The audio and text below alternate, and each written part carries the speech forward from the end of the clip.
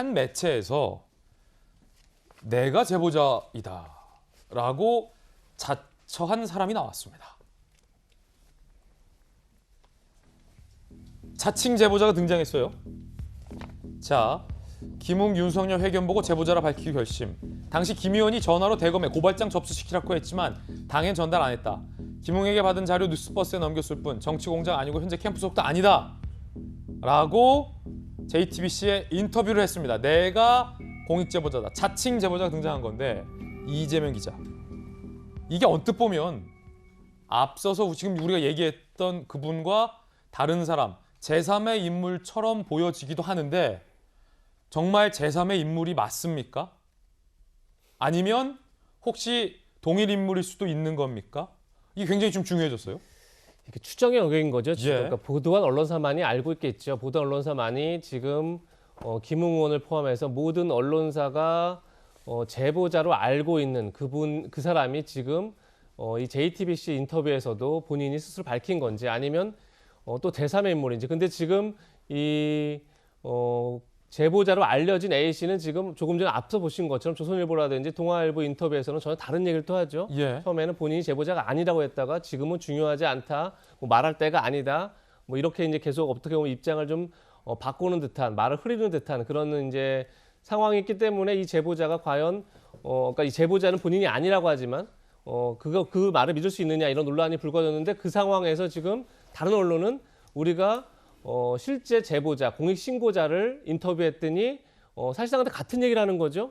그러니까 이 원래 우리가 주목했던 제보자와 사실상 하는 얘기 같습니다. 어떤 게 같냐면 김웅 의원이 거짓 얘기를 하고 있다. 뭐 특정 캠프에 참여했다거나 아니면 정치 배후 세력이 있다거나 이런 건 다 거짓이다라는 얘기를 똑같이 하고 있습니다. 같은 메시지다. 그러니까 사실 메시지는 같은데 같은 사람인지에 대해서는 사실은 뭐 저희가 특정할 수 없는 거고. 익명으로 인터뷰했군요. 그렇죠. 익명 인터뷰이기 때문에 인터뷰는 해당 언론사만이 알 텐데 뭐 조금 전에 얘기한 것처럼 뭐 김영주 의원이 방금 전 의원이 말씀하신 게 이제 중요한 포인트인데 사실은 이 제보자가 특정되는데 결정 영향을 미친 게 뉴스버스 발행인 이진동 씨입니다. 예. 이진동 씨가 먼저 언론에서 제보자는 국민의힘 사람이다 이렇게 얘기를 합니다.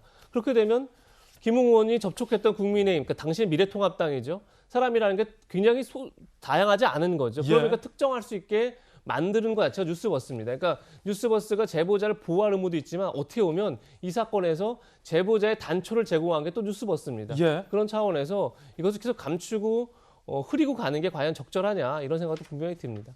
아니 잘 이해가 안 돼서 그러는데 앞서서 우리가 컴퓨터 그래프로 나갔던 화면 중에 이진동 뉴스버스 발행인이 어제 MBC 라디오에서 윤 전 총장이 말한 사람에 대해서 이진동 씨가 그분이 공익신고자 맞다라고 얘기하잖아요.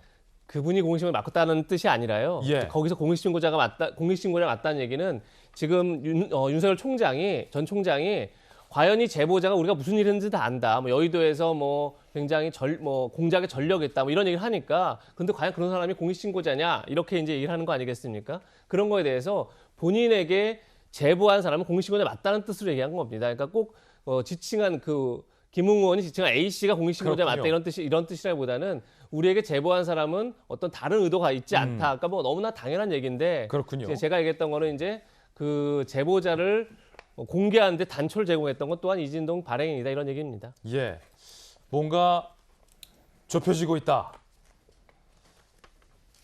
정혁진 변호사님. 네. 이재명 기자의 분석에 따르면 네. JTBC의 익명으로 출연해서 내가 제보자요라고 자처한 사람과 제보자로 지목된 분, 처음엔 부인했다가 지금 말끝을 흐린 이분의 메시지는 같다. 그런데 같은 인물인지 여부는 현재로선 확인할 수 없다라는 거잖아요. 네네. 그런데 분명히 이분은 제보자나 공익신고자가 아니라고 했잖아요. 네. 만약에 동일 인물이라면 처음에는 아니라고 했다가 다른 매체에 가서는 익명으로 내가 제보자다라고 자처했다라는 얘기니까 네. 또 상황이 좀 복잡해질 것 같아요. 일단 저 기사를 봤을 때 저는 다른 사람이구나. 우리가 여태까지 다른 사람을 착각하고 있었구나라고 생각을 했는데 또 곰곰이 보니까 또 그게 아닐 수 있다 이런 생각이 든단 말이에요. 근데 중요한 건 뭐냐면 진실은 금방 밝혀지게 되어 있어요. 그다음 만약에 지금 그 공익 제보자라고 일컬어지는 A 씨가 다른 매체에 가가지고 자칭 또 공익 제보자다 다른 사람이었던 것처럼 그렇게 가장을 했다라고 하면 그 사람의 이야기는 신빙성이 없어지는 겁니다. 왜냐하면 가장 기본적인 것부터 제대로 말을 안 하고 숨기는 그런 부분들이 있다라고 하면 그 사람이 이야기한 모든 부분들에 대해서 의심이 가는 것이 당연한 것이 아닐까 일단 그런 생각이 들어가지고 그래서 뭐 김웅 의원도 그렇고 그 정확하게 이야기를 해야지. 왜냐하면 우리나라를 앞으로 5년 동안 이끌어갈 사람에 대해서 평가가 좌지우지 될 수 있는 어떻게 보면 굉장히 중대한 그런 사건이기 때문에 예. 이 부분에 대해서는 책임감을 가지고 김 의원이나 공익제보자라고 일컬어지는 A 씨나 정확하게 이야기를 해야지 무슨 이상한 짓 하면 안 된다라고 저는 생각합니다. 자, 이것은 이제 가정과 추정에 의한 발언이다라는 것이고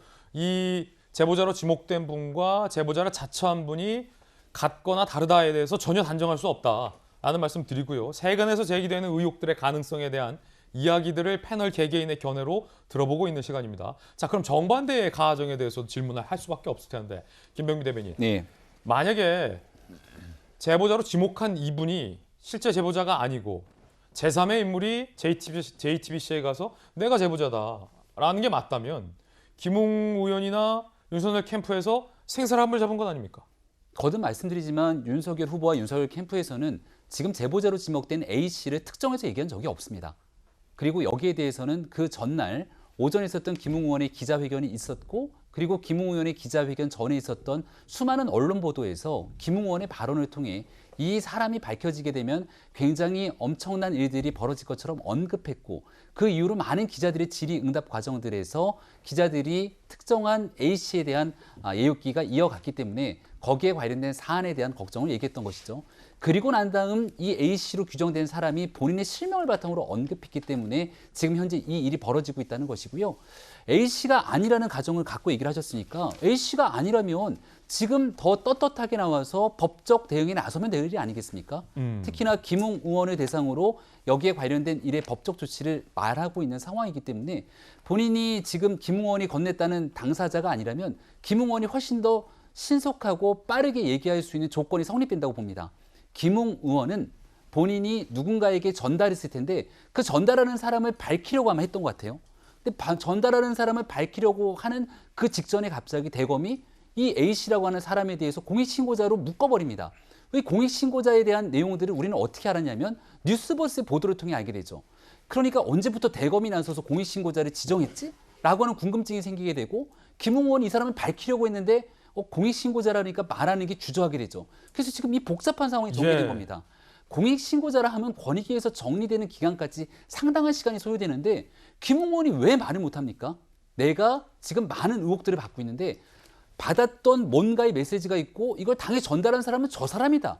얘기를 하면 되는 거잖아요. 김웅 의원은 얘기할 수 있다. 이걸 못하게 막아놓고 있는 사실이 저는 굉장히 안타깝고 답답하고 그 A씨가 사실이라면 국민의힘에는 그 당시 잠깐 몸을 담았지만 그 이전에는 다른 당에서 활동했던 인사 아니겠습니까?